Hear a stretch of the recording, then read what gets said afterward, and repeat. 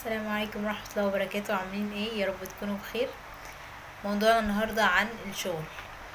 بقيت الاحظ في بعض الاوقات آه كلام الناس مع بعضها. لما حد يجي يسأل التاني انت بتشتغل ايه، يبقى تلاقي واحد كده بيبص في الارض ومكسوف ويقول بكثرة نفسي كده انا بشتغل كذا. ليه؟ الشغل عمره ما كان عيب، العيب هو العيب. فلما حد يجي يسألكم ايه شغلانتكم، قولوها بعزة نفس، لان انت واحد بتشتغل وبتطلع على دراعك ومعتمد على نفسك. أم، كلامي اكتر دايما للشباب او السن اللي هو سن مثلا 15 25، سن المراهقة او سن الشباب. فدايما الفئة دي انا بخاطبها يعني. فلما تكون انت واحد معتمد على نفسك جنب دراستك وبتحاول توفر قرش، علشان ما تجيش تطلب من حد حاجة او ان حد يساعدك، او انت عندك دم يعني حاسس باهلك ومش عايز تحملهم فوق طاقتهم، برافو. يعني الناس دي احنا نشجعها. ليه لما حد يسألك بتشتغل ايه تبقى مكسوف او متضايق؟ ولا تتكسف ولا تتضايق، لان احنا اصلا في مجتمع مريض بيقعد يتنمر على بعضه. فتقول عادي انت بتشتغل ايه، واللي يقولك كلمة حلوة كان بها، يقولك كلمة وحشة ولا تهزك ولا تهز ثقتك بنفسك. لان انت في اخر الشهر مش هتيجي اللي بيتريق عليك ده يجي هيصرف عليك. انت في اخر الشهر انت بتسند نفسك بنفسك عشان تبقى يعني معتمد على حالك. طيب الجزء التاني من الفيديو بنتكلم على نقطة الناس اللي عندها امراض في قلبها وفي نفسها، ويعني ماشية كده بمرضها تنتشر كده عاملة زي الفيروس اللي هو نازلة علشان بس تضايق خلق الله. اللي هو يشوف ده، ايه ده انت شكلك عامل كده ليه؟ ايه ده انت وشك بهتان كده ليه؟ ايه ده انت بتشتغل ايه؟ ايه ده انت بتشتغل كذا ليه؟ ده انت مش عارفه تيجي تعمل لنا ايه؟ كده كده. ده مجتمعنا للاسف، بس هنعمل ايه؟ احنا لازم نتكيف ونتعايش مع هذا المجتمع و... وبس. فبالنسبه بقى يعني النقطه اللي انا بتكلم فيها دلوقتي، اللي هو لما يجي حد يتريق عليك المفروض تعمل ايه؟ يا اما ترد رد يعني اللي هو يخليه ما يعرفش يرد خالص بأدب، على حسب الموقف طبعا. يا اما ما تردش وتعمل نفسك ما سمعتش اي حاجة وتتجاهل بجد.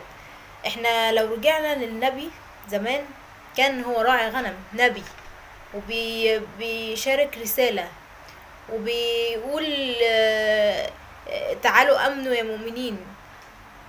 نبي يعني النبي كان راعي غنم، دي بدايته.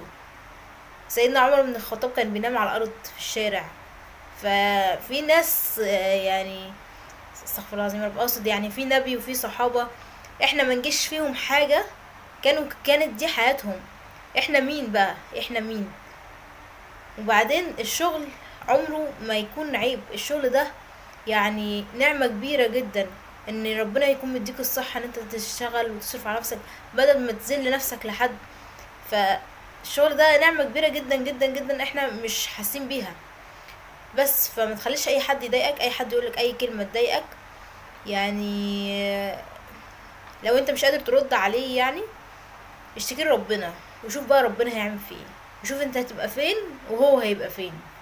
بس اللي هي ان انت تشوف انت كنت فين وبقيت فين، ده اللي فعلا تبص لنفسك فيه.